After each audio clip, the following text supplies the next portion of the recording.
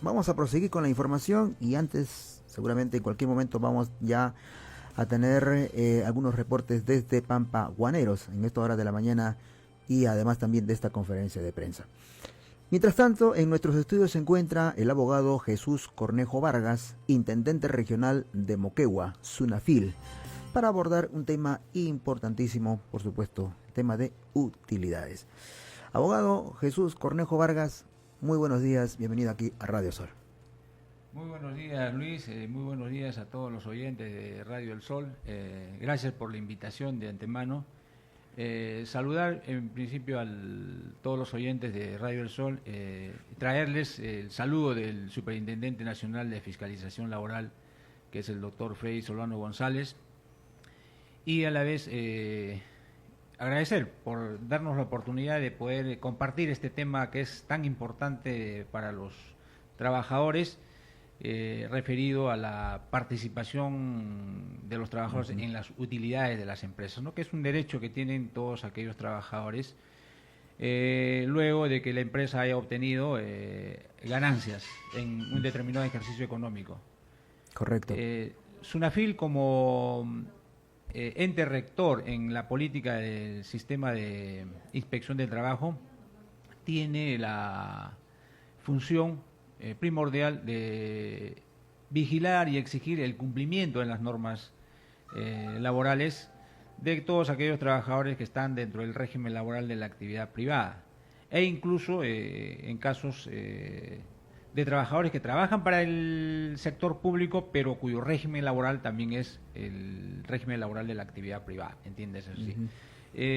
Con excepción de los trabajadores del sector público que son los trabajadores CAS y aquellos que están en el régimen laboral del Decreto Legislativo 276, cuya competencia de fiscalización ahí está en manos del Servil.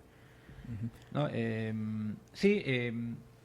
Entiéndase que los trabajadores, de acuerdo a la Constitución, tienen derecho a participar en las utilidades de las empresas y otras formas de participación, dicen, ¿no?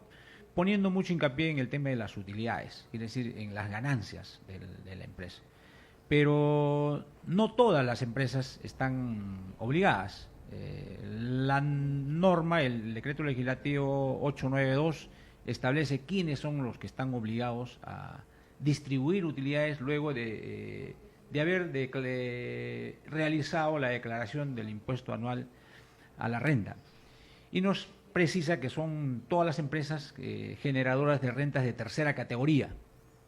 Entonces, todas las empresas generadoras de renta de tercera categoría se encuentran obligadas a distribuir utilidades si hubiesen obtenido renta en el ejercicio económico anterior, en este caso el año 2023. Pero también nos hace algunas exclusiones, ¿no? Dice, ¿quiénes no estarían obligados, ¿no? Y las exclusiones que nos precisa la ley es que aquellas empresas que tienen de 20 a menos trabajadores no estarían obligadas a distribuir utilidades. De igual manera, las empresas individuales tampoco estarían obligadas. Las microempresas, de igual manera, hay la excepción para estos casos. Las empresas autogestionarias, las cooperativas comunales y las sociedades civiles. Son un grupo de empresas que la ley exonera de la distribución de utilidades. Y después, todas las demás empresas generadoras de renta de tercera categoría estarían obligadas a distribuir utilidades a los trabajadores en caso hubiesen obtenido renta en el ejercicio anual. Ahora, ¿cómo calculan estas utilidades? Es decir, los trabajadores, ¿en cuánto en tiempo? ¿Cómo se verifica para que sea repartidas o calcular estas utilidades? Hay fórmulas para ese cálculo, es un tema ya contable, pero vamos a tratar de más o menos dar las pautas para que los trabajadores sepan.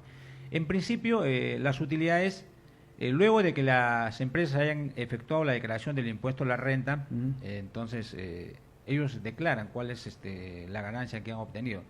De esa ganancia antes de impuestos, la ley establece que, de acuerdo a la actividad empresarial, por ejemplo, las empresas pesqueras, las de telecomunicaciones y las empresas industriales, ellos distribuyen utilidades en un 10% de la renta.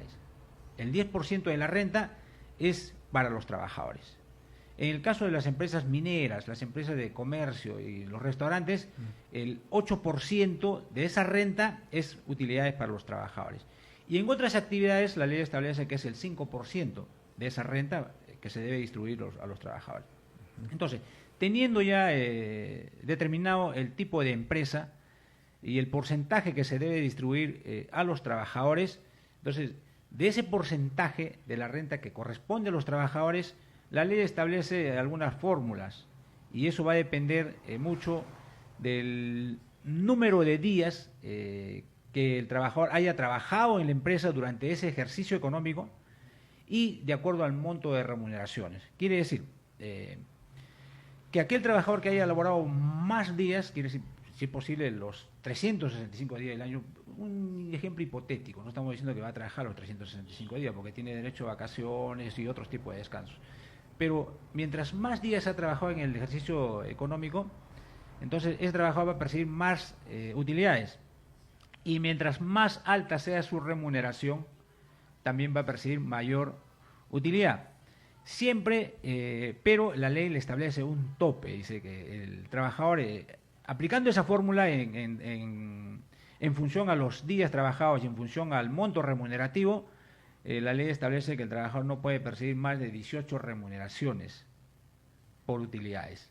O sea, un ejemplo, si un trabajador percibe un sueldo que es de 2.000 soles, como ejemplo, entonces como utilidades el monto máximo a percibir serían, 18 remuneraciones serían 36.000 soles. Pero si haciendo el cálculo, el monto me arroja un monto mayor a los 36.000 soles, o sea, la diferencia o el remanente que establece la norma dice que va a un fondo, que es el fondo de empleo, ¿no? No se queda con la empresa, tampoco va al trabajador, sino va a un fondo, que es un fondo para capacitación laboral, ¿no? Que lo maneja, lo administra el Estado en este caso. Pero los trabajadores tienen derecho a percibir utilidades en el caso las empresas hayan obtenido renta en el ejercicio económico. En el caso concreto ahorita es el año 2023. ¿Y cuándo debe distribuirse?